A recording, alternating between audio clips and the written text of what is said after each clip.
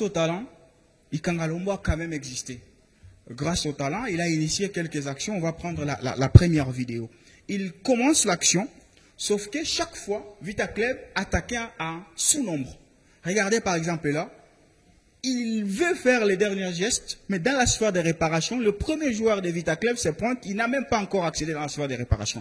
Donc Vita Club n'attaquait pas un surnombre, mais Vita Club était en sous-nombre à chaque assaut offensif. Pourtant, Vita Club savait qu'il avait besoin de buts, et pour avoir le but, il faut être dans la propre sphère de réparation.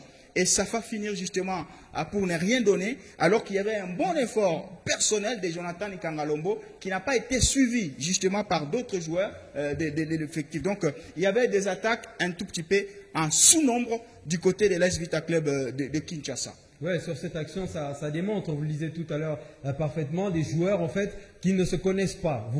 Tu connais ton latéral droit. Ouais. Connaissant Ikanga Lombo, tu le vois prendre la profondeur, tu es avant-centre. Tu te plies en mille pour te retrouver au milieu de ces défenseurs-là. Mais malheureusement, ce n'est pas le cas du côté de l'AS Vita Club. Et on a eu une équipe de Stellenbosch très défensive sur cette occasion. Il y a pratiquement 5 joueurs qui sont venus défendre leur camp. Mais la majeure partie des joueurs de l'AS Vita Club sont restés de l'autre côté du terrain. Et c'est ce qui fait en sorte que le centre du Ikanga Lombo, même quand il centre à la vaille que vaille parce qu'il ne cible personne dans cette surface de réparation. Donc ça prouve que même offensivement, il n'y a pas eu un travail fait de manière collective et ça prouve aujourd'hui que il a beau faire des exploits, au moins qu'il soit Messi pour essayer de rentrer entre les joueurs, mais ça prouve qu'il y a incompatibilité ou une forme d'incompréhension entre les porteurs du ballon et ceux qui doivent être à la réception du travail des uns des autres. La deuxième action, toujours attaque en surnombre. Ils vont être concentrés. On va prendre la deuxième vidéo. Ils sont là, regardez,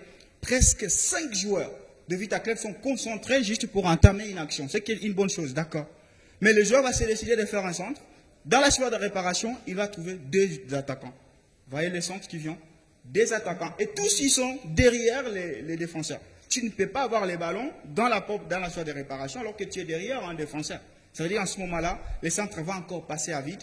C'est donc des attaques en meute, sauf que dans la sphère de réparation, un sous-nombre qui n'a pas dit son nom et qui a fini par être décisif pour cette équipe de l'AS Vita Club de Kinshasa. Oui, quand on attaque en groupe, soit vous avancez ensemble, soit vous évitez de faire ce qu'ils sont en train de faire. Parce que vous êtes 3-4 ici. Quand vous faites un centre, il n'y a pas forcément du nombre dans cette phase de réparation. Soit vous avancez ensemble, le bloc adverse recule et vous tentez peut-être une frappe, soit vous ne faites pas ça. La deuxième option, c'est tout le monde monte et on essaye avec des centres pour essayer de trouver une tête dans cette surface de réparation. C'est désordonné.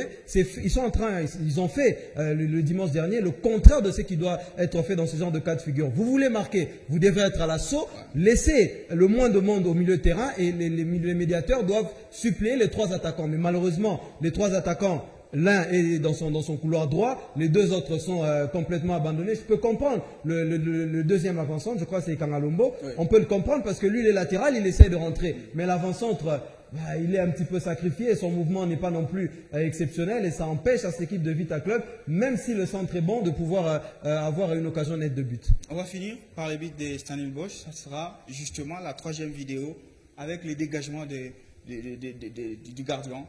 Tous les joueurs de Vital défenseurs seront concentrés sur un coin. Et un d'eux va faire un geste mal placé puisqu'il va rater sa tête pour faire une passe. Maintenant, regardez l'attitude d'un joueur de Vita Club. Je crois qu'il est sur les écrans. Il est justement pointé. Il ne fait pas les marquages. L'attaquant va aller seul, se présenter devant les gardiens. Il va finir par les fusiller par un missile extraordinaire. Donc, il y avait une défense en meute, mais une défense désordonnée. Et l'attaquant reste seul. Pourquoi? Pour une fois, un gardien fait une passe D et il y aura ce but-là.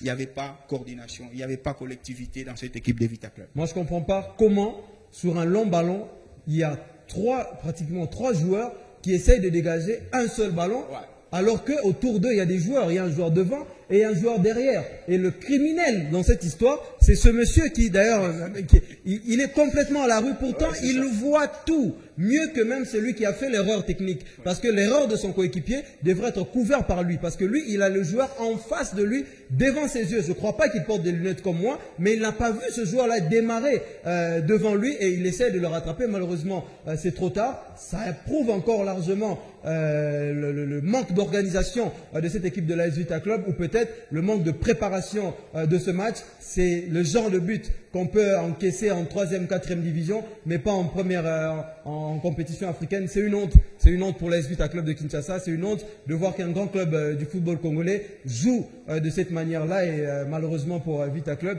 les joueurs ne font que payer les pots cassés et les erreurs des dirigeants aujourd'hui.